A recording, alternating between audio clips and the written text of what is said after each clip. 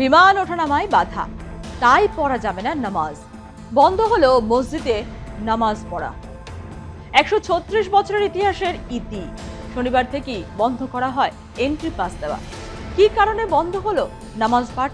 শুধুই কি নিরাপত্তার স্বার্থে? এতদিন কেন এই সিদ্ধান্ত নেওয়া হয়নি তা নিয়ে প্রশ্ন উঠেছে। নামাজ পাঠ বন্ধ হওয়াকে কতটা ইতিবাচক হিসেবে নিচ্ছেন মুসলিম ধর্মাবলম্বী মানুষ? এই সিদ্ধান্ত নিয়ে যাতে প্ররোচনা দেওয়া না হয় তার দিকেও নজর রেখেছে প্রশাসন। 136 বছরের পুরনো গৌরীপুর জামে মসজিদ বাকরা মসজিদ নামে পরিচিত। কলকাতা বিমানবন্দরের মধ্যেই ওই মসজিদ রয়েছে। দীর্ঘ সময় ধরে ওই মসজিদ স্থানান্তর নিয়ে চর্চা চলছিল। দমদম বিমানবন্দরে দুটি রানওয়ে রয়েছে। প্রধান রানওয়েটি দিয়ে বিমান ওঠানামা হয়, দ্বিতীয় রানওয়েটি আকারে ছোট। ওই রানওয়েটির ঢিল ছোড়া দূরত্বে এই মসজিদ রয়েছে। প্রথম রানওয়ে রক্ষণাবেক্ষণের জন্য সাময়িক বন্ধ থাকলে বড় বিমান ওঠানামার ক্ষেত্রে সমস্যা দেখা দেয়, এমনটাই মত বিশেষজ্ঞদের।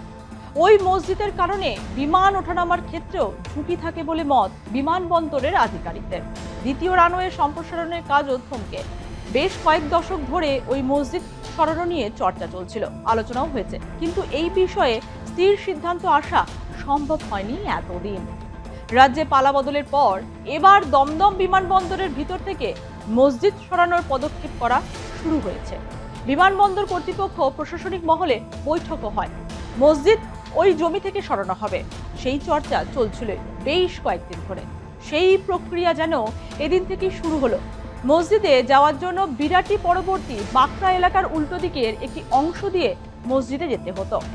গেটে নিরাপত্তা আধিকারিকদের আধার কার্ড দেখিয়ে মসজিদে যেতে পারতেন মানুষজন। বিমানবন্দরের ভিতরের প্রায় 2.5 কিলোমিটার রাস্তা পেরিয়ে মসজিদে পৌঁছাতে হয়। বিমানবন্দরের নিরাপত্তা নিয়েও যথেষ্ট প্রশ্ন উঠছিল।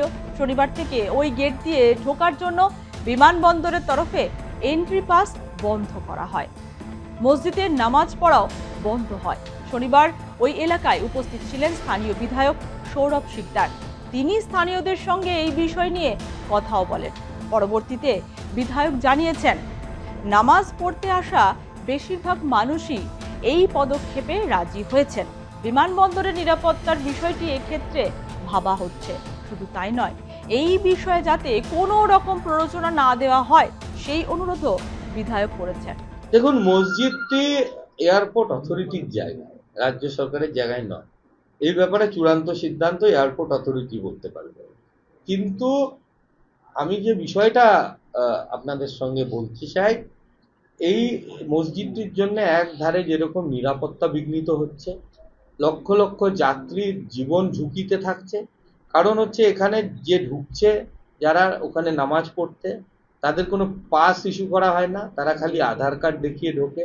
এবং সিআইএসএফ এর অনেক জওয়ান এবং একটা বাস রাখতে হয় তাদের নিয়ে যাওয়া এবং নিয়ে আসার জন্য। দ্বিতীয় নম্বর হচ্ছে যে এই মসজিদটা থাকার জন্য এয়ারপোর্টে রানওয়ে সম্প্রসারণ হতে পারছে না, এবং রানওয়ে সম্প্রসারণ হতে না পারার জন্য অনেক বড় বড় এয়ারলাইন্স এখানে কিন্তু আসতে পারছে না। বড় বড় এয়ারলাইন্স না আসতে পারার জন্য যেভাবে এয়ারপোর্টের রেভিনিউ লস হচ্ছে, এখানে লোকদের কর্মসংস্থান লস হচ্ছে, এবং সার্বিকভাবে এয়ারপোর্টের বিকাশ আটকে আছে। এক সিকিউরিটি ইস্যু, আমাদের মুখ্যমন্ত্রীর ওপরে বারবার সিকিউরিটি থ্রেট আসছে। সেখানে এয়ারপোর্ট দিয়ে মুভমেন্ট করেন, প্রধানমন্ত্রী মুভমেন্ট করেন, স্বরাষ্ট্রমন্ত্রী মুভমেন্ট করেন, সিকিউরিটি এজেন্সিগুলোর উপর এক্সট্রা চাপ আসে। কিন্তু কেন? একটা মসজিদকে স্থানান্তরিত করতে কি অসুবিধে আছে? রাষ্ট্রের কাজে যে কোনো সম্পত্তি, যে কারুর বাড়ি, কারুর জায়গা, ফ্যাক্টরি যদি সরানো যায়, তাহলে মসজিদও সরানো যাবে। আমরা বারবার বলেছি যে মসজিদের জন্য যা প্রয়োজনীয় ল্যান্ড লাগে সেটা আমরা উদ্যোগী হয়ে করে দেব এবং বানানোতেও সহযোগিতা করব। কিন্তু সিদ্দিকুল্লাহ সাহেব এবং তার দলবল এটা নিয়ে নোংরা রাজনীতির খেলায় নেমেছে, উস্কানি দিচ্ছে লোককে। সুতরাং সরকারের বিরুদ্ধে যাবেন না। কারণ হচ্ছে, দেখুন, আইনকে কেউ এই সরকারে হাতে নিতে পারবে না। বলা হয়েছে রানওয়ের বাইরে এয়ারপোর্ট অথরিটি যে কোনো ল্যান্ড আইডেন্টিফাই করতে আমরা কি রে, তোর বেশ র্যাশ হয়েছে দেখছি। হ্যাঁ রে, কি করবো বলতো, র্যাশগুলো কিছুতেই কমছে না। অনেক কিছু ইউজ করলাম তবুও কমছে না। আমার মনে হয় তোকে কোনো একজন ভালো ডার্মাটোলজিস্টের কাছে দেখানো উচিত। তুই ঠিক বলেছিস, কিন্তু কোনো ভালো ডার্মাটোলজিস্ট থাকলে একটু সাজেস্ট কর না প্লিজ। এই তোর তো একবার র্যাশ হয়েছিল না? তুই কোথায় দেখিয়েছিলিস? তুই একবার গৌরীদেবী হসপিটালসে দেখাতে পারিস, ওখানে ভালো এক্সপিরিয়েন্স ডার্মাটোলজিস্ট আছে। আমারও সেম প্রবলেম হয়েছিল, এখন ওখানে ট্রিটমেন্ট নিয়ে আমি এখন ঠিক আছি।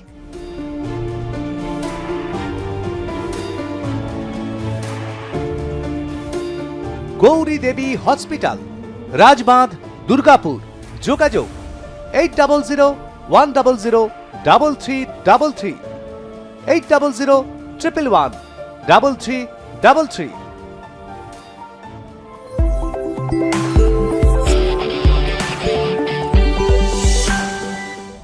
ইতিমধ্যেই উত্তর 24 পরগনার জেলা শাসকের দপ্তরে বিধায়ক ও মসজিদ কমিটির সদস্যদের নিয়ে একটি বৈঠক হয়েছে। পরের দিনই একটি বিশেষ দল ওই মসজিদ পরিদর্শন করতে যায়। তারপর বৈঠক হয় বিমানবন্দর নিরাপত্তা কমিটিরও। ঠিক হয়েছিল ঈদ মিটলে চূড়ান্ত সিদ্ধান্ত নেওয়া হবে 136 বছরের পুরনো গৌরীপুর জামে মসজিদ নিয়ে। আগেই মসজিদ কমিটির তরফে বলা হয়েছে, চাই না আমাদের কারণে বিমানবন্দরের কোনো ক্ষতি হোক বা সুরক্ষায় বিঘ্ন ঘটুক। বিমানবন্দর কর্তৃপক্ষ আমাদের বিমানবন্দরের বাইরে আরও একটি বড় মসজিদ তৈরি করে দেওয়ার প্রস্তাব দিয়েছে। তবে স্থানান্তর করার চূড়ান্ত সিদ্ধান্ত নেওয়ার মতো অবস্থায় আমরা এই মুহূর্তে নেই।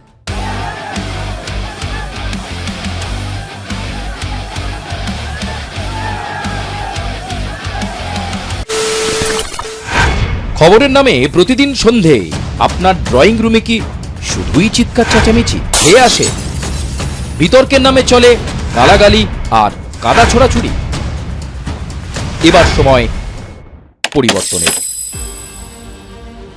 কারণ আমরা কান ফাটানো চিৎকারে বিশ্বাস করি না। আমরা বিশ্বাস করি খবরের সত্যতায়।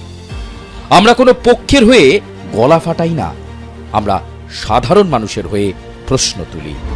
চিৎকার নয়, শুধু খবর হবে যেখানে বিতর্ক আছে কিন্তু কুৎসিত ঝগড়া নেই। সঠিক তথ্য, বিশ্বস্ত খবর। নজর রাখুন আর প্লাস নিউজে।